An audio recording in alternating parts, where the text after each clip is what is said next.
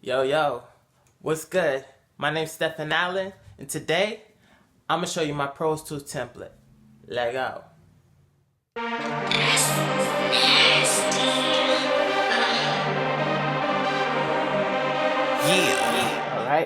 All right. So, first things first, I do have my own template, and my sessions settings are at 32-bit floating point and 24-bit. No, 48 kilohertz, 32-bit floating point. Just in case anybody wanted to know, because those are the highest settings I can actually use on my computer.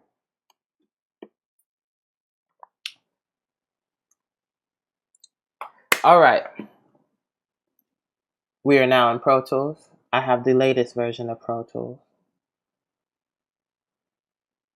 So this is the playlist window. It's what it looks like, all color coded, so I know where everything is at. I'm gonna flip to the mix window. So the way my template is set up, actually, let me do this real quick.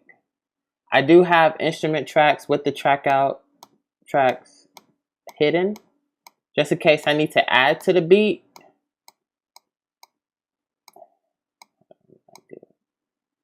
So yeah, I know what I'm talking about.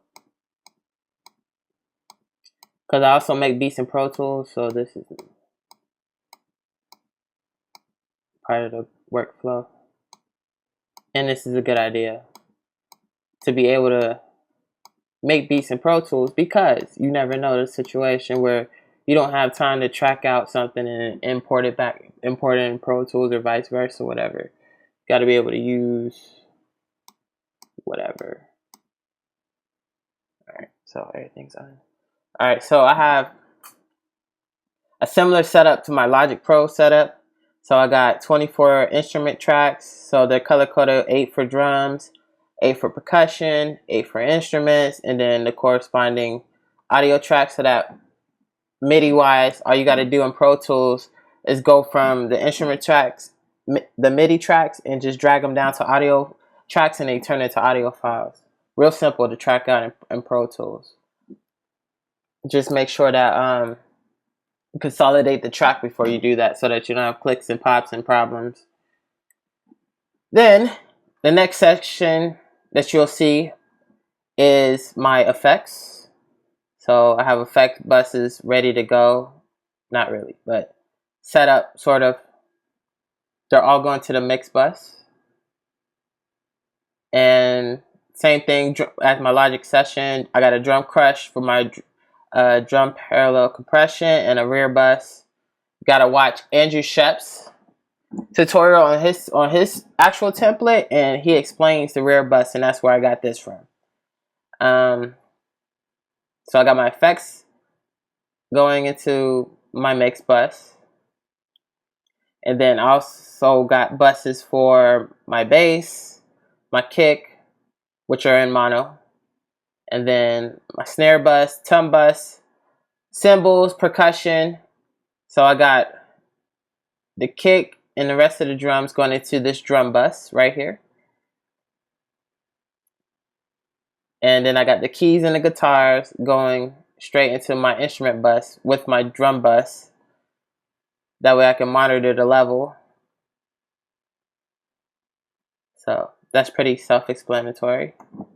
Next, I got 3 buses for my vocal. So I got a lead bus, then all the backgrounds, and then I got these 2, the lead and the background bus, going into a all Vox bus, so I can monitor the level, and if I need to do further like EQing or anything like that to all the vocals as a group, then I do that on this channel. It does happen sometimes, but not a lot. All right, the next is my mic pre. I use a AKG C214 microphone, which is plugged into my inbox, which comes into Pro Tools, and it hits the SSL channel strip, which is doing absolutely nothing. I'm just using it for color. And then I got a CLA 2A compressor, just doing a smidget of compression as the vocals come in, because I'm not always in a well-treated room, and I want my vocals unprocessed as possible, and I'll process them the way I want to afterwards, because I like to test out plugins and all of that. So I don't want no real color on there like that. I don't really want it compressed like that, just a little bit, because sometimes I get loud and stuff. So it's good to have just a little bit of compression on there, but not a lot, like barely doing any.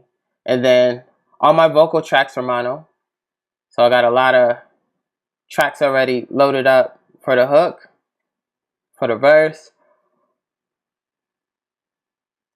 So, and that's pretty much it. Real simple. So how it's routed, all my vocal tracks come through from this mic pre-bus, and then they go to their corresponding vocal buses.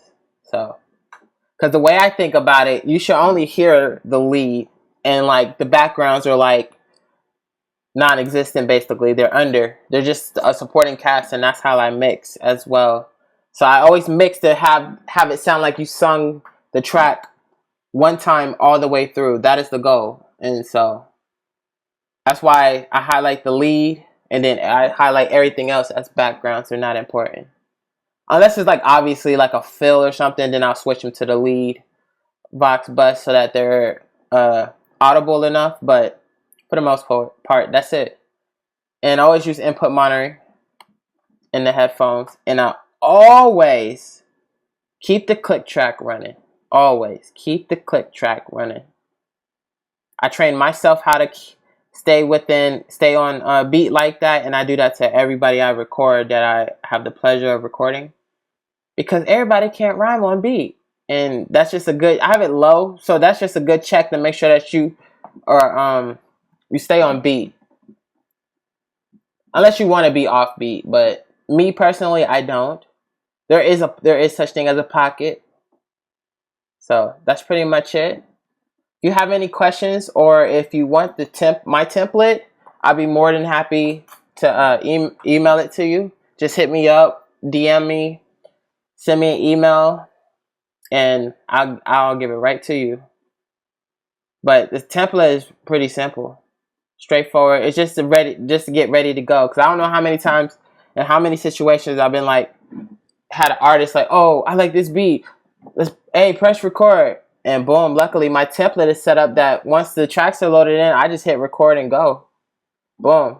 Arm the track, hit record, and boom, I'm done. I'm recording. And when you're in Pro Tools, always record everything.